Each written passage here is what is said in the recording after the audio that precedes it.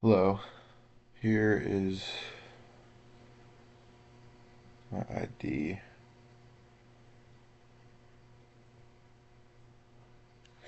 Unit 4 Project Global Responses to Ebola Outbreaks or COVID or Another Public Health Concern by Austin Whittemore. Resource allocation.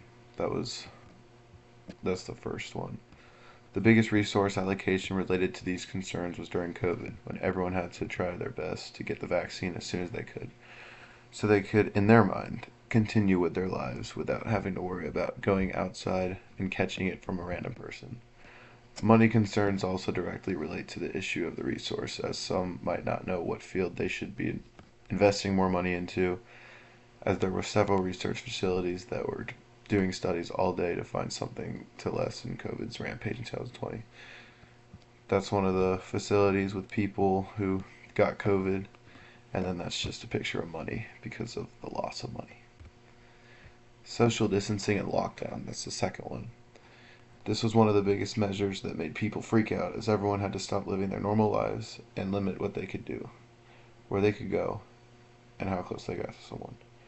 These types of restrictions are difficult to enforce in a society that is so freeing with decision making and choices that there will always be those who don't want to follow the rules and don't want to stay inside and don't want to wear masks everywhere they go. This is a man and a kid who, they can't shake each other's hands to prevent the spread. And then this other picture is a picture of people social distancing. The third one is travel. This became a big issue during the 2014-2016 when West Africa had a huge outbreak with the Ebola virus, and this impacted the ability to travel to and from West Africa. This hugely affected anybody who was currently in West Africa who was there for a momentary amount of time, as they were unable to leave and had no options to return home, unless confirmed uninfected, which was not easy to prove at this time. COVID brought the international travel industry way down and almost made it impossible to fly anywhere. Worldwide, it resulted in a 49% decline in activity and a loss of $4.5 trillion. That's a picture of just plane travel, and then that's a picture of West Africa during the Ebola outbreak. Um, I feel like this went best with virtue ethics.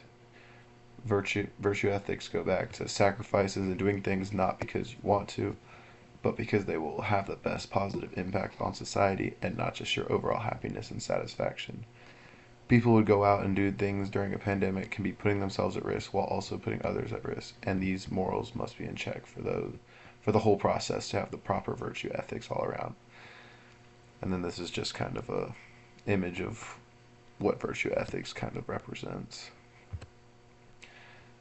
These were the other cultural perspectives. China, during COVID, had the dynamic zero COVID policy, which isolated any cases of COVID that they encountered to prevent exposure.